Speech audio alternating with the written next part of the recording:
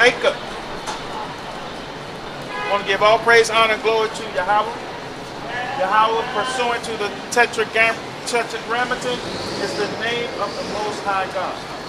We do so by Shema Mashiach Yahushua. We do so in the name of His Son, who the world ignorantly calls Jesus Christ. We are the Hebrew Israelites. We're not Muslims. We're not Catholics. We're not Baptists. We're not Presbyterians. We ain't none of that. We're the true and living descendants of Abraham, Isaac, and Jacob. The true and living descendants of Abraham, Isaac, and Jacob. The difference between us and your garden variety church that you go to on Sunday is we come to you, we tell you the truth, which the church don't do. And as an added bonus, you can ask us anything you want about the Bible. Right. We don't run from questions. As a matter of fact, we encourage our people to ask questions so that they can have this truth. One thing that has been the bane of our existence is we don't know who our enemy is. But the Bible points out and has many, many indicators of who our enemy actually is. Right. So we're going to look at some of the markers of who exactly is our enemy per the Bible. Right. This is a lesson that you won't get in church. So there's plenty of room out here for people to sit down and be edified by the Most High God. Let's first get Psalms 118 and 24. Let's start there first before we get into these markers and indicators of who our enemy is. Because when we talk about markers and indicators, we can say like, for instance, like when you see that logo on the shoe with the man with his legs spread open and ball in his hand, he's dunking, we know that's Michael Jordan. That's a marker to show that Michael Jordan, right? Right. Or we say the logo. Right, we know the logo is Jerry West. We say the shield, you know, the shield is the NFL, right? So, so we're going to get some indicators on who our enemy is. We're going to start here first. This is the book of Psalms, chapter 118 and verse 24. This is the day which the Lord hath made. This is the day which the Lord hath made. A beautiful day it is, too. All praise to the Most High. We will rejoice and be glad in it. We're going to rejoice and be glad in it. No matter what happens, this is the day that the Most High God has made. And it's incumbent upon us that we rejoice and be glad in it. So let's get one indicator of one of the things where the Bible teaches us who our enemy is. And you're going to be surprised to know and find out. And even God has enemies. Right. Even God himself has enemies. As fantastical as that sounds, it's the truth and it's in the Bible. Let's get Deuteronomy 28 and 68. Therein lies one of the indicators of who our enemy is. It's all in the Bible. If we read it and get understanding, we'll be able to locate our enemy. Unfortunately, when I say our, I'm not talking about everybody. Right. So, unfortunately for many of you, the God I'm speaking of is not your God. Right. And we can prove that if you have a question. So read that. This is the book of Deuteronomy, chapter 28 and verse 68. Yeah. And the Lord shall bring thee into Egypt again with ships. All right, now there's one indicator about how we're going to go into Egypt again. You know, when the first time we went into Egypt, we had good graces with our brother Joseph. We were allowed to come in, so we walked into Egypt at that time. But this time, the next time, we're going to go into Egypt with ships, is what the Bible says. Right? Read on. Into Egypt again with ships. Right. by the way whereof I spake unto thee, thou shalt see it no more again. You won't see your homeland never again. Another little indicator of who this is talking about. But our focus is the enemy. So read more. And there ye shall be sold unto your enemies. Now we come to a place where we want to find out who our enemies is. Because it says once we get there, we're going to be sold to our enemies. How we know? For bondmen and bondwomen. Slave men and slave women. Right, Remo? And no man shall buy you. No man shall buy us. Let's get some understanding on that. Go to Exodus 21 so we can get some understanding on that. We're going to start at the top of Exodus 21 because it says that if you read that at face value, it says that you'll be sold, and then it says no man shall buy you. So you got to figure out what exactly does it mean to be sold, because once upon a time we used to purchase one another from our enemies. From our enemies. But what Deuteronomy 28:68 is saying is when you get there, you're going to be sold to your enemies, but you won't have power enough to buy them out. Right. So let's read that from the top. Exodus 21. This is the book of Exodus, chapter 21 and verse 1. Now these are the judgments which thou shalt set before them. If thou buy an Hebrew servant. Now see, there you go. Now we can buy as Hebrews. There is an indication where we can buy a Hebrew servant. Read 6 years he shall serve, and in the 7th he shall go out free for nothing. Right. So that's how we treated one another. If we bought a Hebrew servant, that servant works for us 6 years. Then after 6 years, that servant can be let go for nothing. Right? So Deuteronomy 28:68 says that no man should buy you. Which means when the enemy buys you, those stipulations don't follow. He's got different stipulations. When he buy you as a man servant or woman servant, you serve until your back breaks. You serve until he tells you you can go, which is usually 20, 30, sometimes 50 years down the road when you should be resting in your 50s and your late twilight of your years. But according to the enemy, who we're going to find out who this is, he didn't do that. And history proves that. When the enemy bought you, you worked for life. There was no 7 years, no 6 years, and on the 7th, you can go free. Let's go to Micah 2 from the top. Because we're trying to find out who our enemy is, because that's who we were sold to. That's what the Bible says. You shall be sold to your enemy. The indications of who our enemy is in the Bible.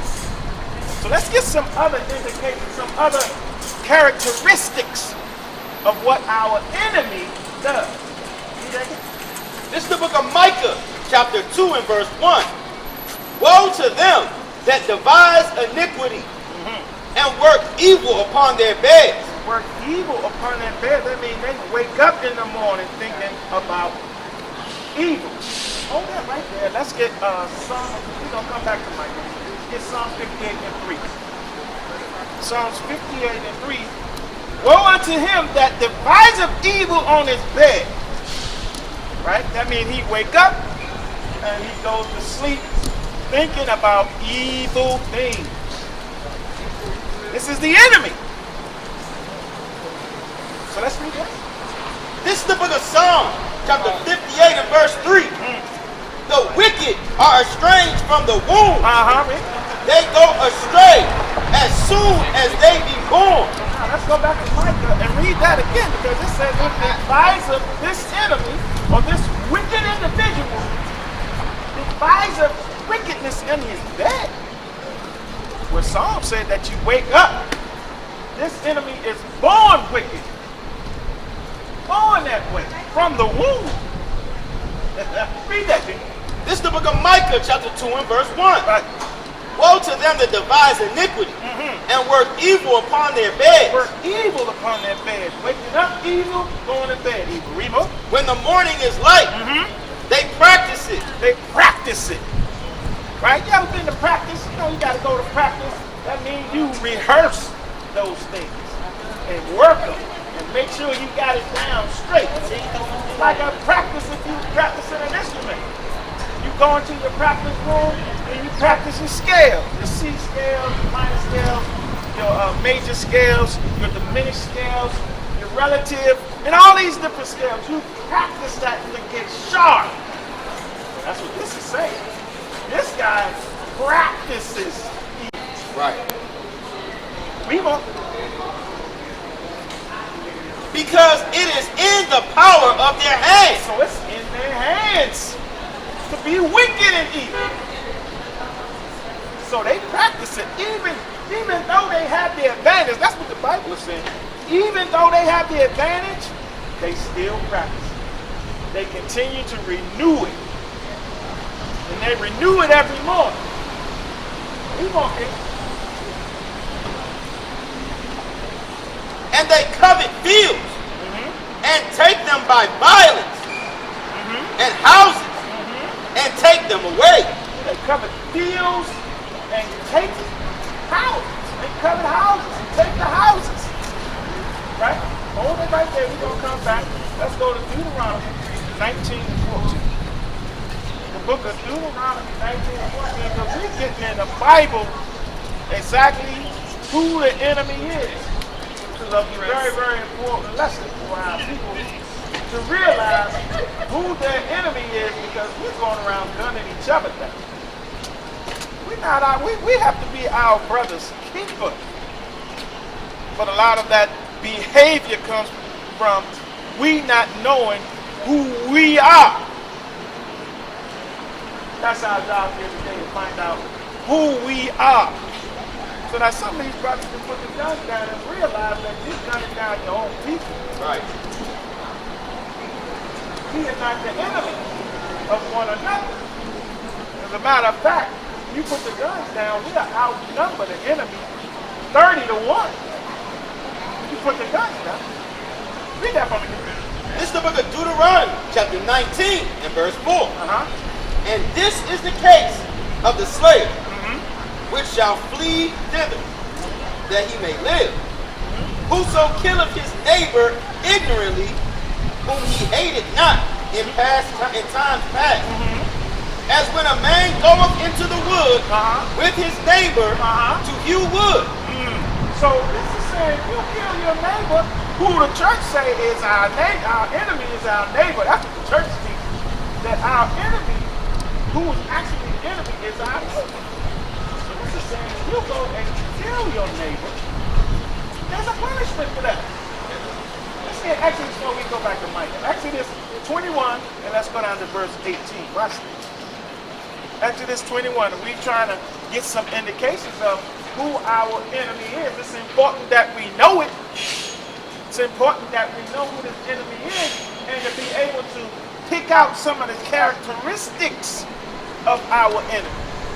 That's important, because then we can point them out and say, okay, well, this particular person don't embody some of the characteristics that the Bible is speaking about. Right. So that can't be my enemy. Maybe it's somebody else. Right? So read that from me. That's just 21 and 18. This is the book of Exodus, chapter 21 and verse 18. If men strive together, and 22 and 18. Yeah, I think it's if a man be caught in the hand. If someone stealeth a man, he'll be caught in the hand. I think it's 21 or 22 18. It might be 22 18. I may have messed that up. Select. Trying to find out who the enemy is, trying to bring out some characteristics of just who the enemy is. It's important that we know.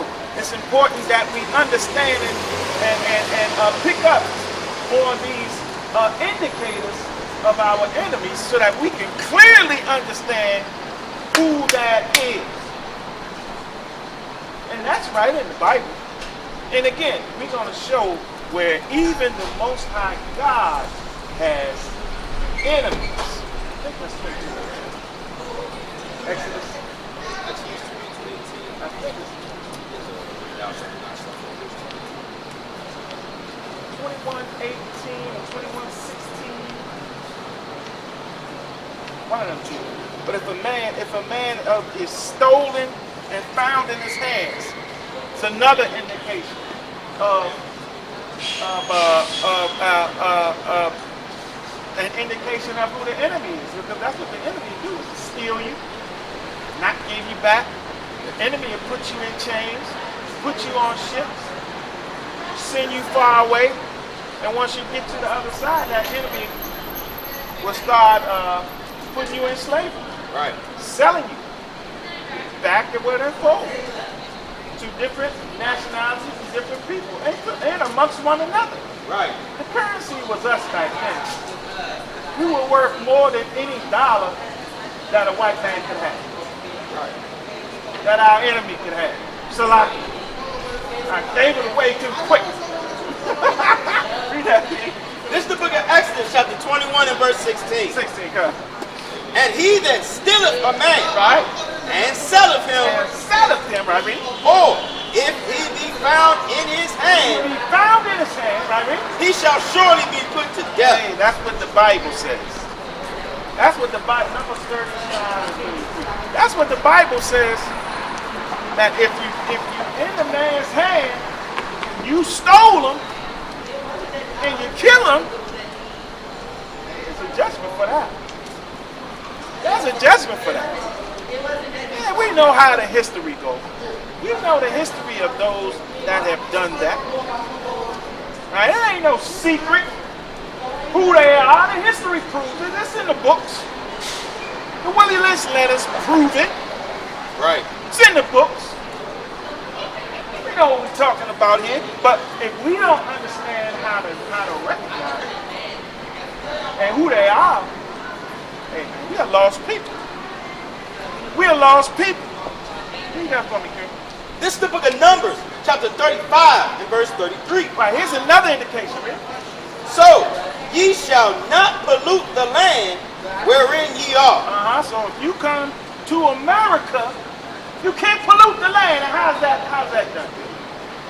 For blood it defileth the land. Blood defileth the land. And the land cannot be cleansed of the blood that is shed therein, but by the blood of him that shed. That's what the Bible says. Call that one and read that one again, because maybe there's somebody listening. Could be. You know, people walk by, they may have missed that. That's the important thing right there. You can't defile the land with blood.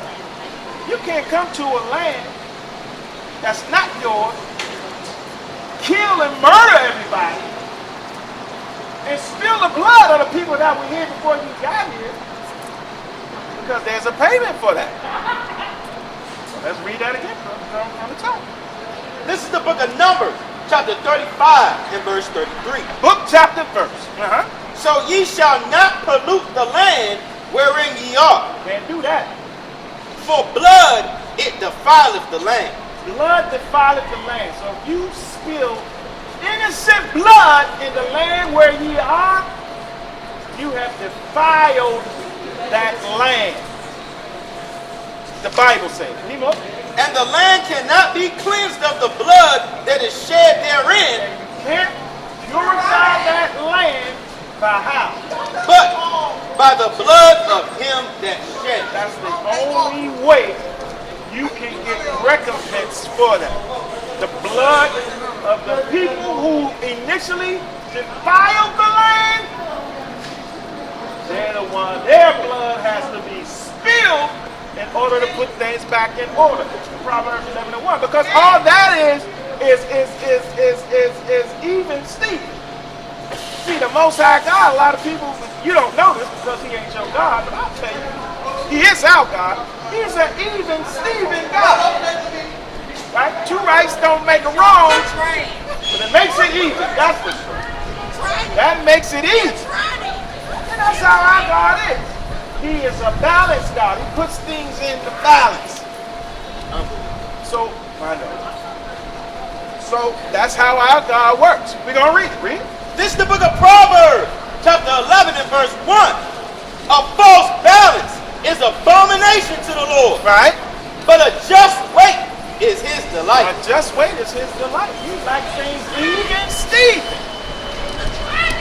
So you can't just go around spilling innocent blood of people. Just because you want the land, you can't do that. Because then, according to the Bible, your blood has to be shed to make things right. You can't just do it and say, forgive me. That's not how things work with the Most High. Now maybe your God, because a lot of us don't know this, that these wicked and evil people are enemies. They have their own God, so they go by their own rules. Right? Let's prove that. Deuteronomy 4:19. Deuteronomy 4:19. Most High God gave these wicked people their own God to serve for their own reason. It's not our God. Not our God. You want it to be, but it's not. That's unfortunate for you. It's so unfortunate. It's so funny as hell. Hey, fellas.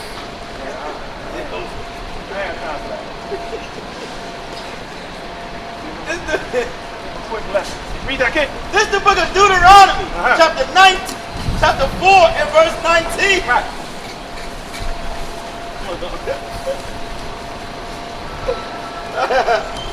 And lest thou lift up thine eyes unto heaven, and when thou seest the sun and the moon and the stars, even all the hosts of heaven, shouldest be driven to worship them and serve them, which the Lord thy God hath divided unto all nations under the whole heaven. Now that looking up that stars and making gods.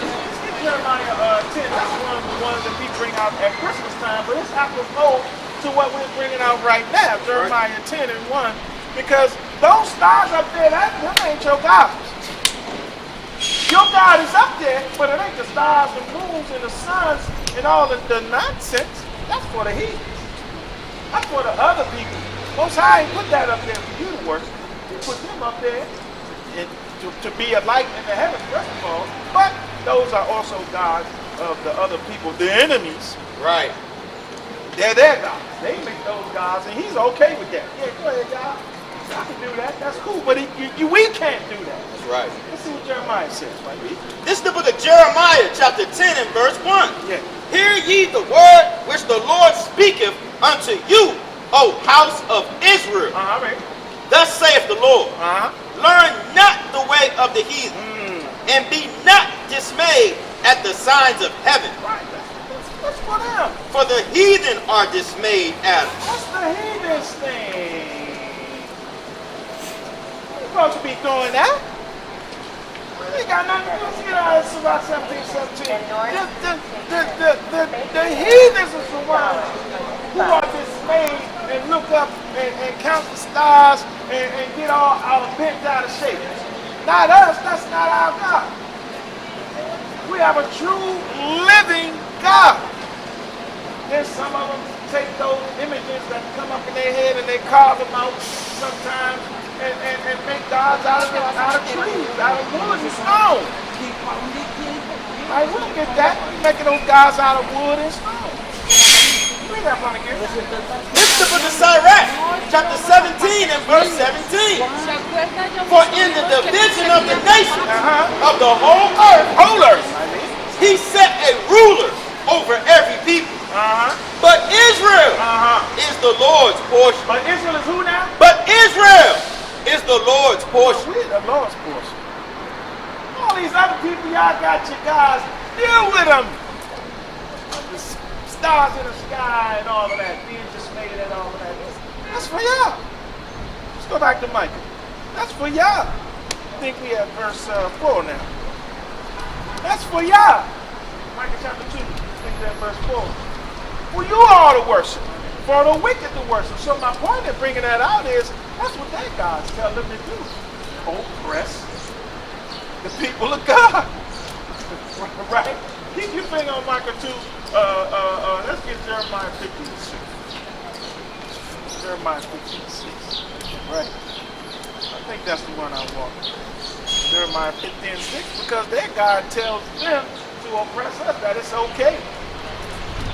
It's okay to oppress us. That's what our enemy does, and they do a good job too. Man, they do a good job. Because our people love the enemy. They love the enemy. This is the book of Jeremiah, chapter 50 and verse 6. My people have been lost sheep. Yeah, they lost. Lost sheep, right, man? Their shepherds have caused them to go astray. Our own people have caused us to go astray, right, man? They have turned them away on the mountain. They have gone from mountain to hill. They have forgotten their resting place. We got our resting place because we don't really recognize our enemy when we see it. Right? Read verse 7. All that found them. Everyone. Now that don't leave out nobody. All that found them, right, read? Have devoured them. Have devoured them, right, read? And their adversary said. What they say. Now adversary is enemy, right? Right. Am I wrong on that? Okay, adversary, what they say? And their adversary said, we offend not. We ain't got nothing. We ain't offend not. Why? Because they have sinned against the Lord. The habitation of justice, even the Lord, the hope of their fathers. Right, so because we don't know our enemy stomp all on our head. Right? Now let's go back to Mike. So the enemy says, look, we are well within our rights to do to you whatever it is we want to do. Well within our rights, we can do that. Right? Because you have sinned against your Lord, your God, your habitation of justice. Because you've forgotten who your God was. And you've forgotten who your enemy is. That's most important. You can't recognize your enemy. That's why we are out here today. So that we can lay down the markers for the enemy. We can recognize them and see who they are. See the things they do. Then we can say, that's the enemy right there. You know, when you walk into 7-Eleven, that's an enemy right there. Right. The gas station, oh boy, that's an enemy right there. Right? When you go out to the suburbs in them nice homes, whoa, that right there is an enemy. Read that again. This is the book of Micah, chapter 2 and verse 4. In that day shall one take up a parable against you and lament with a doleful lamentation and say, we be utterly spoiled. He hath changed the portion of my people. How hath he removed it from me? Turning away, he hath divided our fields. Divided our fields. Take the fields and divide it. What is that? Deuteronomy 19 and 4 is where it said it moved the landmarks. I think it's 4. What is Deuteronomy 19 and 4? Go back to Deuteronomy. I think it's 19 and 4 where it says they come out and move all the landmarks. You know, when you think about it, it's exactly what they did. They killed, raped, robbed, and murdered the indigenous people of this country. That's what the enemy did. Killed, raped, robbed, and murdered the enemy. It's expensive as all get out. Of this country. Pushed them off their land into the corners. Made them live in reservations and all that good land. They got something about the land. Something about the land. I think it's 4. And they got the good land and they living on that good land. They talking about this land has been in our family for years. Well, I believe you stole it.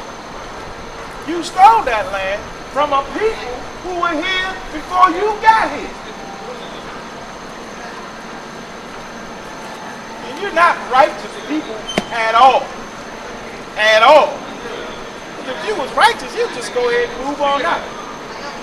You'll do your genealogy. You'll figure out where the hell you came from, and you'll go back there. Take all your family back to where you came from. That's the righteous thing to do. And most of y'all know damn well this is stolen land. Walking on the bones of the people who you raped, robbed, and murdered and pushed on reservations. Most of you know it. But because you're unrighteous, disgusting animals, you stay here. Oh, I didn't do it. It wasn't me. I wasn't a part of that. You're complicit to the crime. You still here, you're complicit.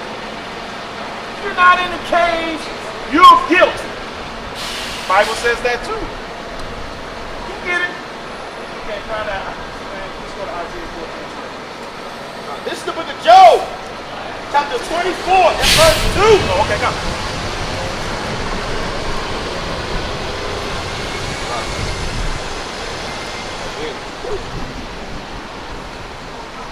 This is the book of Job, chapter 24 and verse 2.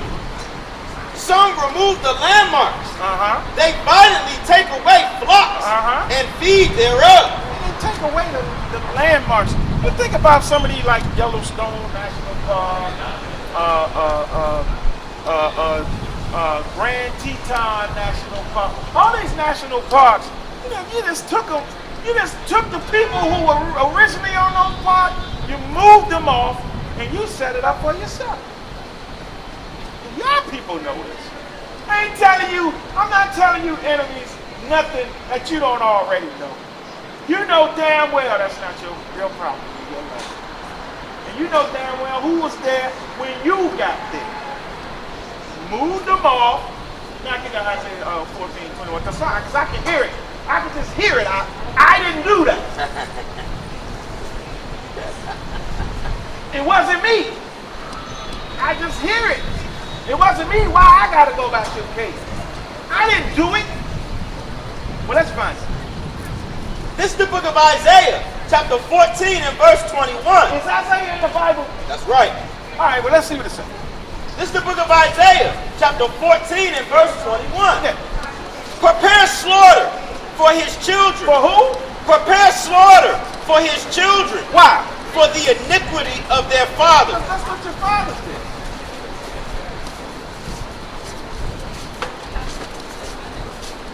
That's what the Bible says. You can argue with us all you want.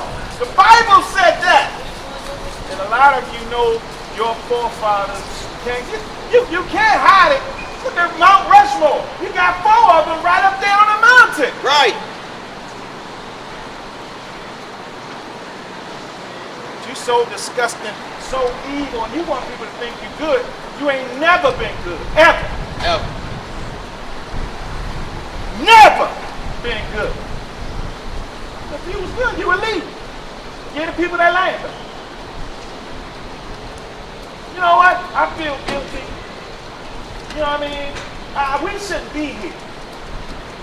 Because this wasn't our land. Our forefathers came over here and killed people for this land. Let's do our genealogy.com, find out where we came from, and let's go back there. Right. That's the right thing to do when you steal something. You got to give it back or repay. People aren't good at all. You ain't fooling the Israelites on that. Right.